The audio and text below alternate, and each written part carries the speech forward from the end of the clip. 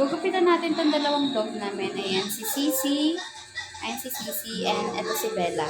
Nagupitan ko na si Akil. Ayan, for the groomers naman tayo for today's video, di ba? O, kita niyo yung tsura ko dyan. Ang dami ko na kasing ginawa, kaya ganito na yung tsura ko. Hagardo na. Samahan niyo ko. For the go! Char. Ito yung razor na gagamitin ko. Nabili ko yan sa TikTok, pero kung gusto nyo din, meron din sa Shopee, lagay ko yung link dyan sa comment section kung gusto nyo lang naman.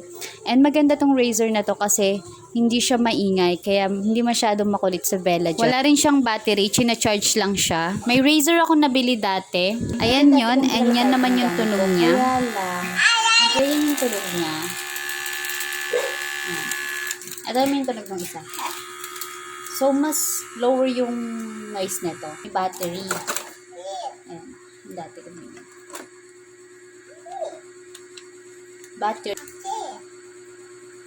Gumagana at matalim pa rin naman. Kaya lang ang problem is, kailangan mo na lang siyang i-charge para gumana talaga siya ng medyo matagal. Tumagal din siya ng 3 years sa amin mahigit. Nabili ko nga lang din yun ng 400 plus. Sulit na din kasi matagal din namin siya nagamit. Nakatipid na rin kami sa pagpapagroom ng aso kasi nga 500 ang isang dog, 3 yung dog namin. Sabi ko nga sa asawa ko, ako na lang mag-groom ng aso natin. Sabi ko nga sa kanya, ako na lang bayaran niya ng service fee, diba? Char.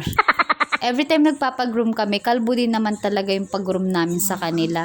Kasi pag masyado ng mahaba, naglalagas yung buhok nila. Sinabi ko na to dati, walang kayang gawin ng lalaki na hindi kaya ng mga babae. O diba? Wow! Halata naman na masaya yung aso namin sa gupit niya, o diba? At least hindi na siya maiinitan and hindi na rin mabigat yung pakiramdam niya. Mabilis ko na nga lang siya napaliguan kasi nga wala naman na siyang balahibo. Blinower ko lang din si Bella dyan kasi nginig na nginig siya. Hindi ko na nga napaliguan dyan yung isang dog namin, si Sisi.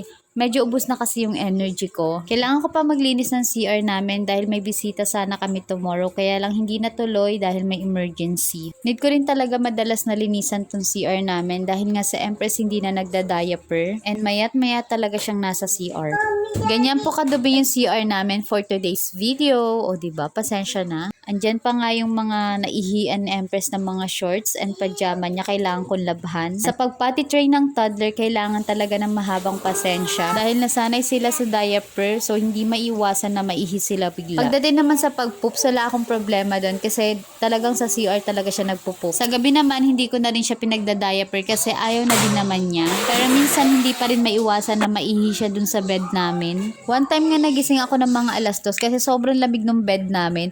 Tapos ayan yung bumungad sa akin. O diba, sobrang daming ihi. Tulog yung mag-ama ko dyan. Ako lang talaga yung nagising. Kung napapatanong kayo kung tumagos ba siya dun sa pinaka-foam namin, syempre advance tayo mag-isip. Kaya naglagay na agad ako ng bedsheet na leak-proof.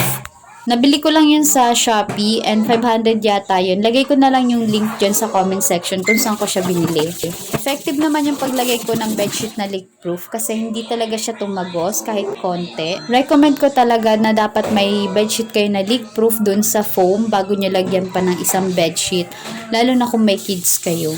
Anyways, yung ginagamit ko palang panlinis sa CR namin is Sunrox lang and powder. Yun kasi ang effective na ginagamit ko and mura lang. Napansin nyo yung mga bola dyan, pinaghagis kasi yan ng anak ko. Gusto niya kasi naglalaro sa CR. Kaya kailangan ko muna ulit hugasan. Yung lagayan namin ng mga shampoo and sabon, yung rack, lagay ko na lang sa comment section yung link kung gusto nyo lang din naman. Yung ginagamit ko palang panlinis dyan, yung sponge, hindi yan pang plato namin ha. Naubos na kasi yung ginagamit kong panlinis ng CR, yung kulay green lang. Kaya yan na lang ginamit ko, yung used sponge. Siyempre nagpalit na ako ng sponge dun sa plato namin, no? Wala lang, nagpaliwanag lang ako.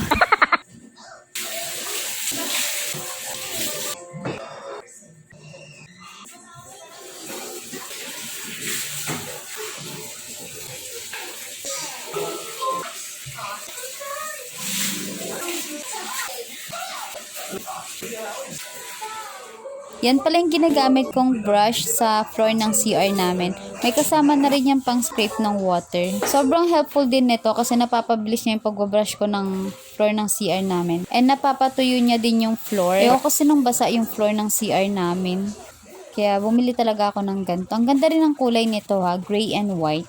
Ang aesthetic. Kung bet nyo din yung ganyang brush, lagay ko na lang ulit yung link sa comment section.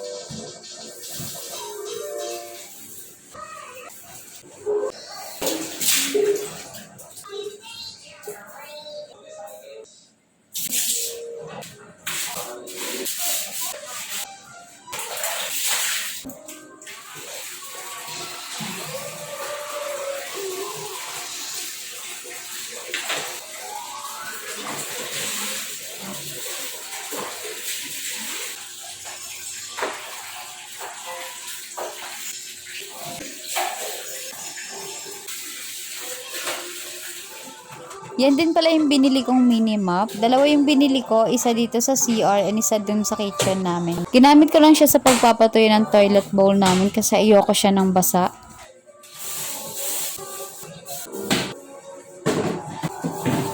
Tapos na akong maglinis ng CR namin. So, pinakita ko sa inyo na tinapon ko po yung sponge. Baka mag-overthink kayo. Char. Nirefill ko na rin yung albatross namin kasi ubos na rin pala yan. Yan lang yung pampabango namin ng CR. Yan lang kasi yung mura. Tsaka mas tumatagal din kasi yan. Sa inyo ba, Mars? Ano pa bango nyo ng CR? Ang importante, malinis lagi ang CR para mabango pa din. Yun lang. See you in my next mini vlog. Bye!